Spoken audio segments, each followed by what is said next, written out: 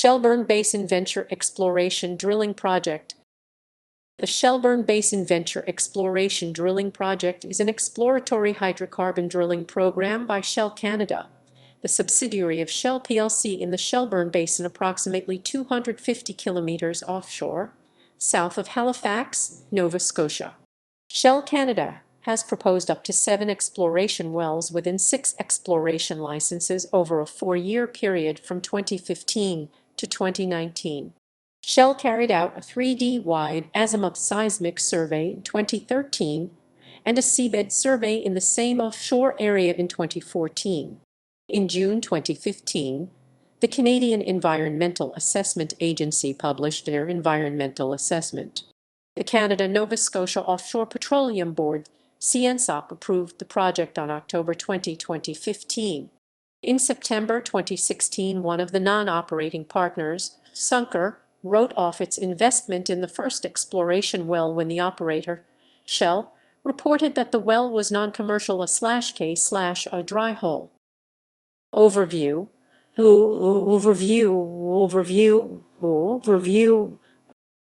On January 20, 2012, the Canada-Nova Scotia Offshore Petroleum Board CNSOP announced that Shell was the successful bidder on 4 parcels offshore Nova Scotia and issued exploration licenses 2423, 2424, 2425, and 2426 to Shell on March 1, 2012. On January 15, 2013, Shell successfully bid on an additional 2 parcels and was issued exploration licenses 2429 and 2430. These 6 exploration licenses cover an area of roughly 19,845 square kilometers. The areas are located offshore approximately 300 kilometers south of Halifax, Nova Scotia, in water depths of 500-3,500 m. The purpose of the project is to find and confirm hydrocarbons in the deep water off the coast of Nova Scotia. Shell maintains a 50% working interest and is the operator of the exploration licenses. ConocoPhillips maintains a 30% and Suncor Energy a 20% non-operating interest in the joint venture. Project components. In 2013, Shell carried out a 3D-wide azimuth seismic survey, the first time that such a survey was conducted offshore of Canada, covering 10,850 square kilometers of seismic data. Per Shell, it differed from traditional 2D or 3D offshore seismic programs in how many seismic boats were used and how they were configured. In 2014, Shell conducted a seabed survey in the same offshore area. It used multi-beam echo sounder mounted to the hull of a single ship for the survey over a maximum of 20 days and the seabed sampling over about 10 days, acquiring multi-beam echo sounder data, coring and drop camera imagery of selected seafloor features. The seabed survey was anticipated to take about 45 days, from mobilization to demobilization. The seabed survey aimed to identify potential surface hazards before drilling to avoid or prepare for them. Hazards on or within the first few hundred meters below the seafloor include pipelines, wrecks, telecommunications cables, geological features such as deposits of gas hydrates or pockets of shallow gas seep and slash or unstable substrates, and man-made or natural seabed obstructions. A desktop study was planned to provide an overview of the regional geology utilizing 3D WAZ seismic data and the 2014 seabed survey data to provide a clearer picture of what is below the surface and to reduce subsurface risk. Pending regulatory approval, Shell planned to start exploratory drilling in the second half of 2015. Shell projected the following components: the mobile offshore drilling unit module, i.e. a specialized drilling vessel designed for year-round operations in deep water, will be the Stena Ice MAX. Up to 7 offshore exploration wells will be drilled over a 4-year period, from 2015 through 2019, in 2 separate drilling campaigns with up to 3 wells in the first phase and up to 4 wells in the second. An onshore supply base will be built. Offshore support vessels, OSV, for resupply and for on-site standby during drilling activities will be needed, as well as helicopter support to transport crew and delivering light supplies and equipment. Regulatory actions. As part of the Canadian Environmental Assessment Act from 2012, the Canadian Environmental Assessment Agency began an environmental impact statement in January 2014, which it completed in June 20. Shell's spill containment plan foresees a primary capping stack in place within 12 to 21 days after a blowout, which has been criticized by environmentalists. In the U.S., Shell must have a capping stack on a vessel nearby on standby that must be deployed within 24 hours, for example, at a drilling project in the Chukchi Sea in Alaska. As of September 2015, the Canada-Nova Scotia Offshore Petroleum Board had not made a decision. The board has been criticized as being conflicted with interest because one of its members, Douglas Gregory, worked 3 decades for Shell. The Canada-Nova Scotia Offshore Petroleum Board, CNSOP, approved the project on October 20, 2015.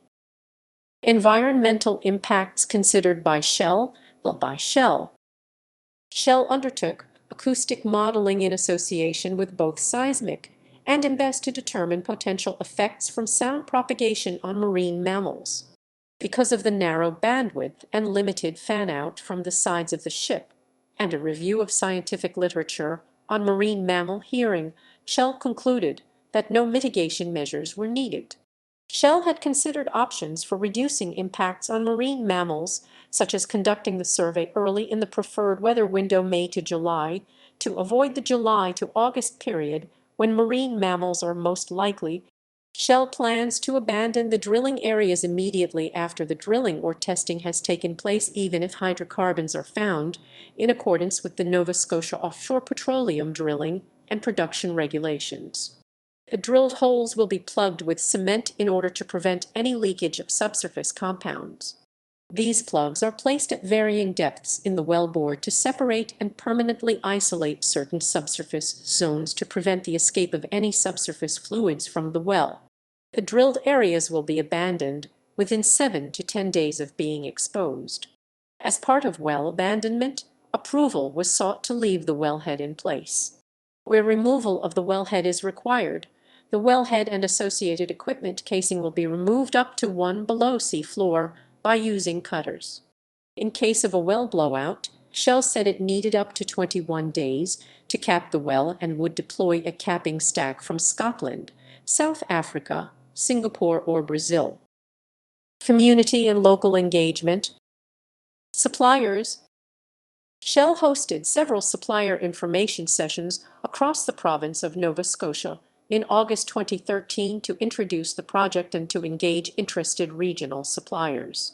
Shell shared information on employment and contracting opportunities and on how businesses and individuals might be able to participate. Shell has met with many local businesses one-on-one in the Halifax and Calgary offices or at their facilities in Nova Scotia to understand their capabilities and explain how to make themselves eligible to compete for work on the PO. Shell also met suppliers at the Nova Scotia Pavilion at the annual Offshore Technology Conference in Houston in May 2013. Shell is a member of the Maritimes Energy Association and has participated in the association's programs to reach their supply community members, including speaking at the 2013 Core Conference. Shell hosted supplier engagement sessions throughout the province. First Nations. The Canadian Environmental Assessment Agency or the Canada-Nova Scotia Offshore Petroleum Board require consultation whenever a project may adversely affect potential or established Aboriginal or treaty rights. Shell plans to work with the Mi'kmaq Nations of Nova Scotia, the Mi'kmaq and Maliseet Nations of New Brunswick, and the Native Council of Nova Scotia to understand traditional and commercial use of the project area and incorporate that knowledge where feasible in future planning.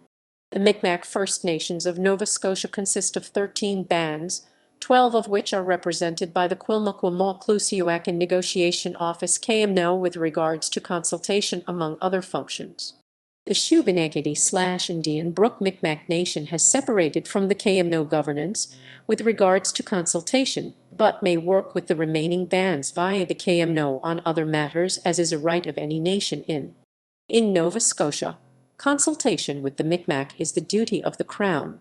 Shell supports these consultations and provides information for the Micmac for its projects as it deems appropriate. Shell consulted and shared information with the Nova Scotia First Nations. Besides these Nova Scotia First Nations, 3 First Nations in New Brunswick were also identified by the agency as having interest in and around the project area and were involved in the assessment. The Maritimes Aboriginal Peoples Council via the Native Council of Nova Scotia has been engaged with the agency and Shell. The above Aboriginal parties and their representatives identified that some areas surrounding the project are used for commercial and food/social/ceremonial fishing offshore and nearshore respectively. History of Shell in Canada. Shell Canada is the subsidiary of Shell plc and one of Canada's largest integrated oil companies. Shell has been active in Canada since 1911 and is now one of the country's largest integrated oil and gas companies.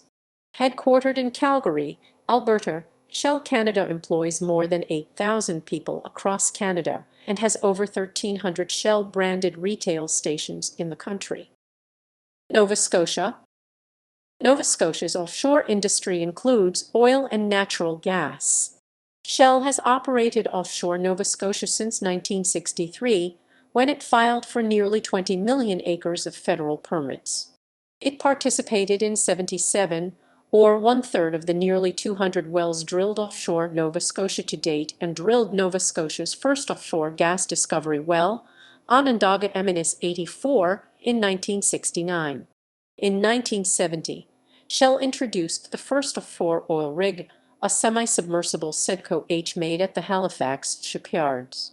Through the early 1970s, Shell drilled 24 wells, making a second discovery at Primrose in 1972, and continued an active exploration program throughout the 1980s. In addition to drilling the first deepwater well offshore Nova Scotia Shelburne H-100, Shell made a number of new gas discoveries: Glenelg, Alma, North Triumph, which led to the development of the Sable offshore energy project, which it owns at 31.3%. The project started producing gas on December 31, 1999, and Shell has been a non-operating co-venturer. In 1986, Shell drilled at Panuke, discovering light sweet crude oil. While the company was not interested in developing what was thought to be a marginal discovery, it led to the development of Canada's first offshore oil project, the decommissioned Cohasset Panuke project, which produced a total of 44.5 million barrels between 1992 and 1999 from 16 wells. Local office. In April 2013, Shell opened an office in Halifax, Nova Scotia. In 2013, it included Shell's East Coast Operations Manager, a Health, Safety, and Environment Manager, and an Office Manager, and in 2014, Shell added a Local Benefits Manager responsible for local procurement and benefits.